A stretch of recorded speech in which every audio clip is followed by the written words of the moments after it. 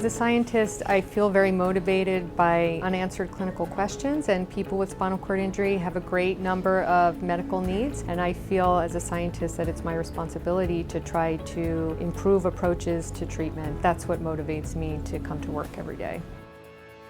The lamprey is one of the 2 oldest living vertebrate species, and they have a remarkable ability to regrow their spinal cord after it's been injured. We started studying the lamprey fish at the Feinstein Institute several years ago as part of a collaborative project to understand what are the genes or the molecular recipe that these animals use to repair their spinal cord. What we did in this study was we identified all of the genes that get activated during the process of regeneration in the spinal cord, as well as in the brain, which helps to control the nerves that are in the spinal cord. Our hopes are that we can learn what is different about responses that happen in species that don't regenerate as well, like mammals, to the responses in lamprey, and that we can try to understand what are the most important ingredients to activate this process. What we were interested to see is that many of the genes that get activated in the lamprey are present in the human genome. And so this is obviously the first step of a very long-term process, but we're going to try to apply what we've learned in lamprey to study neurons that come from a mammal